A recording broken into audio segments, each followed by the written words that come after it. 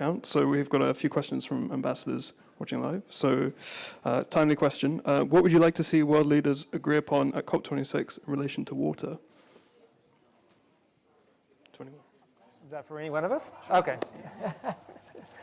I would like to see them step up and embrace adaptation as much as mitigation. And they're both important. But like I said before, 0.3% of all climate investment is all that is going into water and sanitation for the people who need it the most. So I think that we need to step outside of ourselves to a certain degree. I think we recognize that trying to get carbon and trying to hold at 1.5 is helping all of us, and that's probably why it's attracting most of the money, because it affects us in the United States or here in Europe. But these issues that we're talking about don't necessarily, and I think we need to level the playing field and get more resources into the adaptation, because it is folly to think at the end that it doesn't affect us because of things like COVID that travels around the world and affects all of us. So let's get on board with more adaptation for the people who are most vulnerable. Exactly. I just want to add, for the governments, to be aware, for every dollar they will invest in climate adaptation, for example, they would save around $5 for every dollar they invest. So I guess changing that perspective, looking at it as a financial investment, maybe they will actually come with really clear commitments to adaptations to solve urgently, not in the long term, but also to establish short-term commitments to solve water crisis. Nothing more novel to add other than I do feel that reverting to the main issue around richer nations being able to finance poorer nations, and the pledge of $100 billion really does center on these types of initiatives, and water being one of them, one of the key projects. So to have that responsibility and being able to take that on their shoulders and fulfilling those commitments, I think is critical to this conference. I think we also had one question over here. Did you? Yes.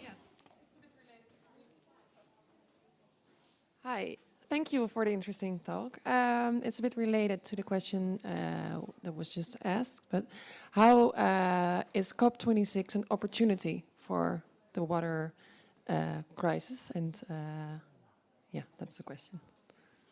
It is, and for the first time ever, there's a water pavilion at COP26 where we can bring to the fore how water is climate and how it is, I've heard it said that it's the blade of climate that cuts most deeply is water. And for us to look at that as cutting even more deeply into people who are most vulnerable. So I think that's why we have the Water Pavilion this year, and lots of organizations coming together to highlight water and making it part of the centerpiece of the COP26 negotiation, and ensuring that adequate resources flow to that to fund the infrastructure, to fund the water resource protection, all of the things that impact this. That's what I see happening. Yeah, well, just to share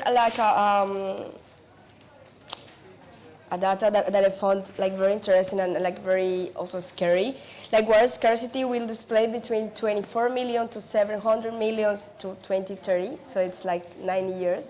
So I guess in this COP we don't need to wait until this really more deeper water crisis goes. So I'm expecting to have really, as I said, more short-term commitment, because it is just 9 years. It's we cannot wait until that to have an even bigger problem, because for example in Colombia we already have 30% of the population that doesn't have access to sanitation. So if the crisis goes deeper and worse, how many people will be? So they need to solve this now. Thank you.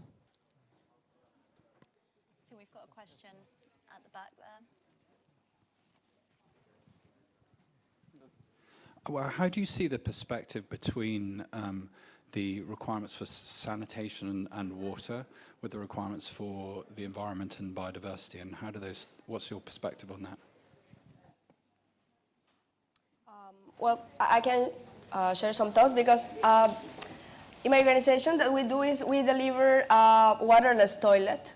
So thinking about like how to help people and the planet at the same time. So this waterless toilet is like very easy to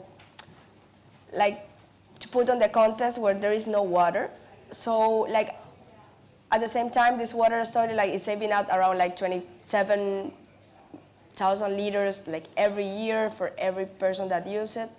And so at the same time, you are giving access to sanitation and you're taking care of the environment.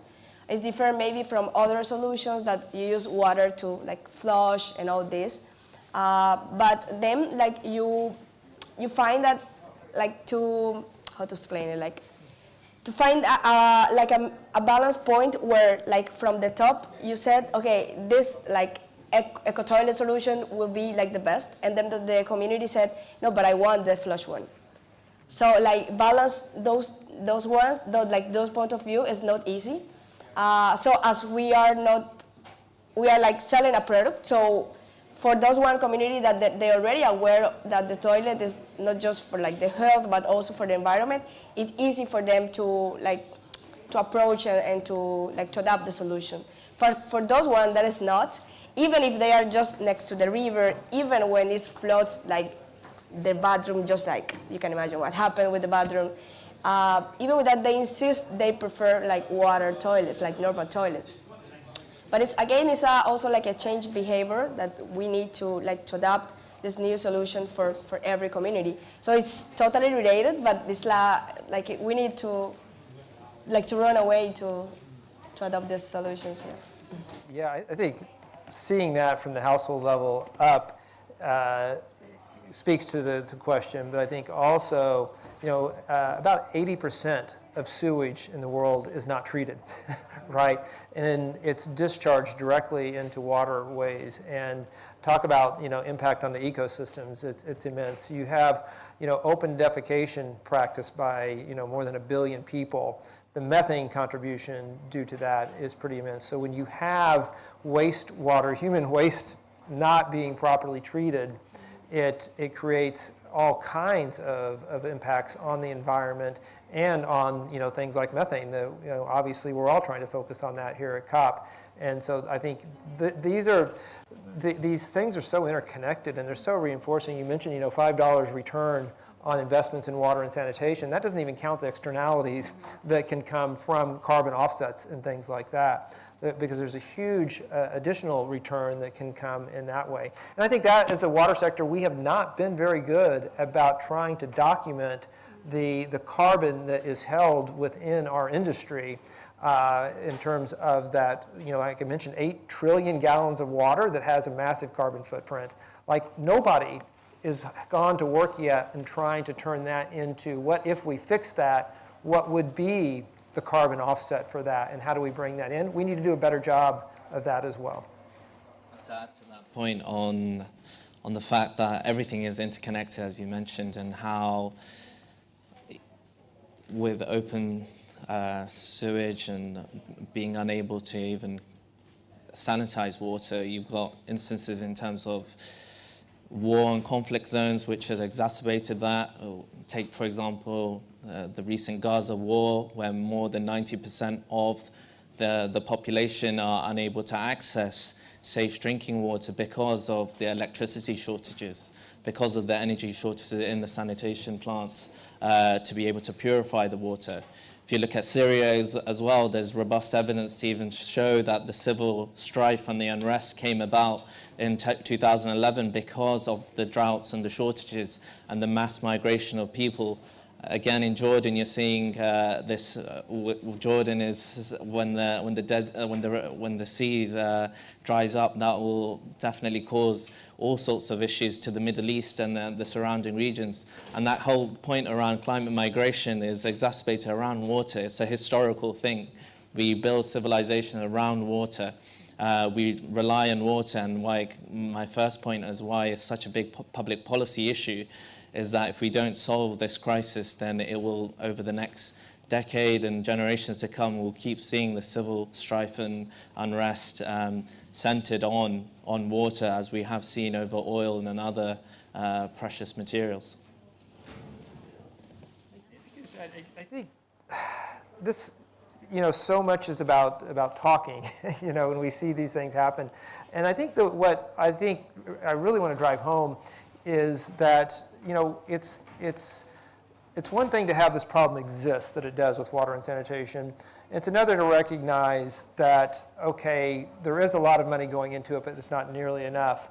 And so what do we keep doing? We keep talking about it. But I think now is the time where we actually see the capital markets being able to come into this. And if we have projects like you're talking about, initiatives that you're talking about that are actually bankable, and I'm not talking about concessionary financial returns, I'm talking about real financial returns that, for instance, Water Equity is able to provide to its investors. There's no excuse anymore. If we have impact investors out there willing to put money in and get impact and get a financial return, what's our excuse? And so that's why we created Water Equity, to be able to close this gap. And it does use low-cost debt financing from multilaterals like the Development Finance Corporation, and leverages that with equity so that the equity holders actually get an attractive return on investment. This belongs in anybody's portfolio now. And to have the problem and the capital and not being able to make the connection, that's a crime. That's something that just should not happen. And that's why we went beyond water.org as an NGO and created this asset manager so that we could begin to do that. And now we have visibility on about $1 billion in deals and pipeline that we think that we can match to those investors. And I think we need to recognize that's a way to take action. I think we've got time for one or two more questions, so we've got one here. Great, thank you. It's been a really interesting panel. I'm Raf, I work at Brunswick Group, and we advise and work with companies on their net zero strategies, but also their social impact programs and a lot of their communities they operate in. And my question is kind of related to that. What role, how can corporates and large private sector companies fit in this ecosystem? What role can they play here? There's companies like PepsiCo who have 100 million to provide water access to 100 million by 2030. They've been providing water access to 25 million. So we're seeing a few examples, but how can corporates fit into this ecosystem with investors, with philanthropy, etc., and play a meaningful role to support a lot of other players with their initiatives? Well, I can share actually the way we have two business models. One of the business models is B2B2C, where we offer our value to a company as a big corporation, where we get the first investment to build the first toilet, for example. Then the families are paying back in installments in maximum 3 years.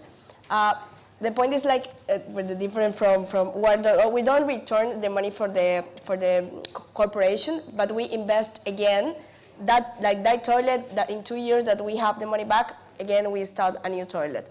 So it's we receive this first investment, and we make it run for many years, investing one more time in different toilets, for example. That's the way we are doing it.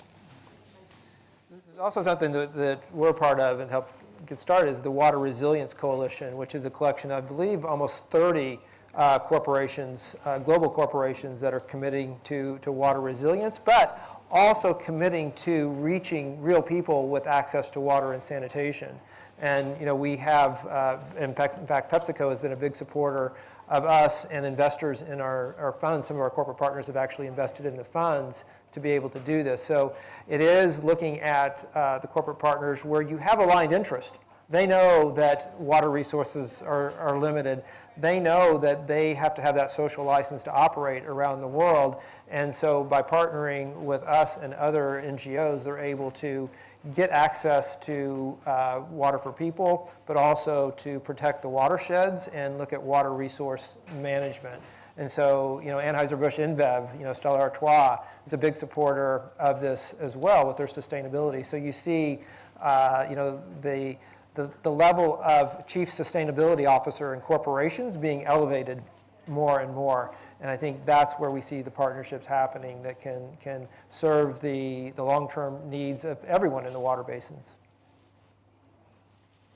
Fantastic. I think we've one very small question, and then we'll... Thank you so much. Hopefully this is a quick question, but I noticed that earlier you were saying that water.org impacts 87%, or like the people that you're impacting is 7% women. And my question is, how important is equality between the sexes in solving our water crisis? And what's the tie-in between providing them with water, technology, and education? Because as you guys are saying, everything's interconnected. And so I don't know if that's a simple question or not, but. A good question to end with, I think. Go for it. Well, I guess you addressed it to me because I made the quote. Yes, so water is a women's issue. I mean, if you look at who's responsible for collecting water, who's responsible for, the girls and the women are the ones, the girls are out of school, the women aren't working because they're trying to secure water. And so we know that, when you put more money in the hands of women, nothing bad ever happened, right? And what we're talking about is putting more money in the hands of women so that they can get the water solutions that they need for their family. They're the ones who, not dissing the men too much, but they're the ones that tend to put the family first in terms of their health and their needs.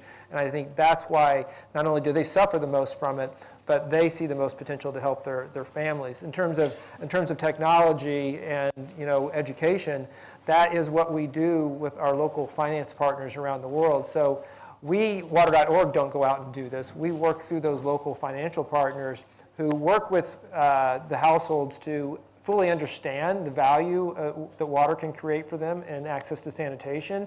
And then they work with the women to market these loans to them. And it can be whatever the women choose, the technology that they choose, the type of toilet that we were talking about, the type of water solution. So it's putting money in the hands of women, and it's also putting the market at their disposal to get what they think is best for them and their family.